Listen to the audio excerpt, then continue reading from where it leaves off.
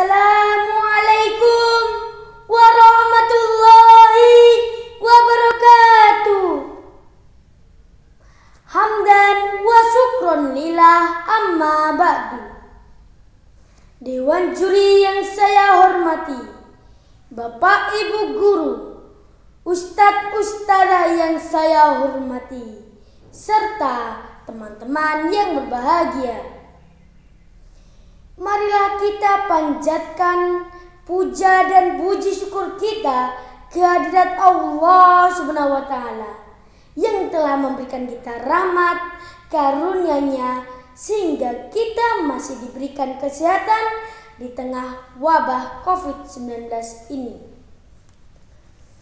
Sholawat serta salam kita sanjungkan kepada Nabi kita, Nabi Agung kita, Nabi Muhammad Sallallahu Alaihi Wasallam yang telah membawa kita dari zaman kebodohan menuju ke zaman ilmu pengetahuan seperti sekarang ini.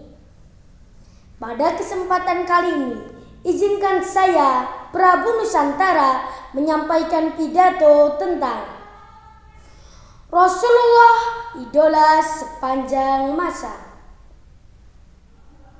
Teman-teman yang dirahmati Allah, di dalam kehidupan ini, kita sebagai manusia tentu mempunyai idola, betul tidak?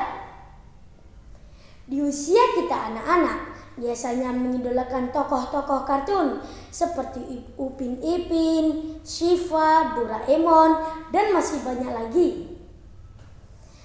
Selain itu, ada juga yang mengidolakan penyanyi, pemain sepak bola, pemain sinetron, dan sebagainya.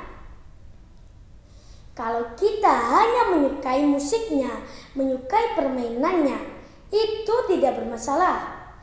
Tapi jika kita sampai mengikuti sikapnya, mengikuti perbuatannya, maka itulah yang berbahaya. Kenapa? Karena mereka hanyalah manusia biasa yang bisa salah dan lupa. Bahkan ada juga yang sikapnya bertentangan dengan syariat Islam.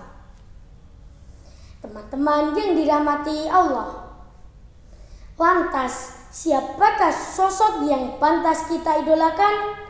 Kita ikuti perbuatannya.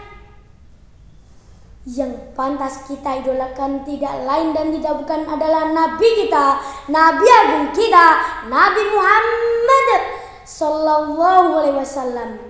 Karena beliau memiliki akhlak yang agung, perkataannya menyejukkan hati, dan senantiasa menyayangi terhadap sesama. Di dalam Al-Quran, surah Al-Ahzab ayat 21 disebutkan, A'udzubillahi minasyaitonirrajim. Laqad kana lakum fi Rasulillahi uswatun hasanah. Yang artinya, sesungguhnya telah ada pada diri Rasulullah Shallallahu Alaihi Wasallam itu uswatun hasanah, suri tauladan yang baik bagimu.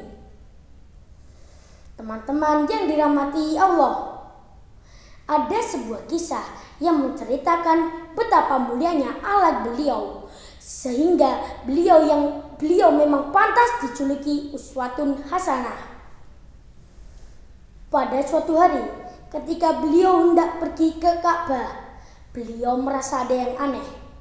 Ternyata beliau tidak menjumpai si kafir Quraisy yang biasanya melempari beliau dengan kotoran dan meludahi beliau ketika hendak pergi ke Ka'bah. Setelah itu, Nabi Muhammad SAW bertanya kepada tetangga si kafir Quraisy tadi. Ternyata si kafir Quraisy tadi sedang sakit. Setelah mendengar hal itu, apakah yang dilakukan Nabi Muhammad SAW? Apakah Nabi merasa senang ataupun bahagia? Yang biasanya melempari beliau dengan kotoran dan meludahi beliau ketika hendak ke Ka'bah sedang sakit. Ternyata beliau malah ikut prihatin dan berniat untuk menjenguk si kafir Quraisy tadi.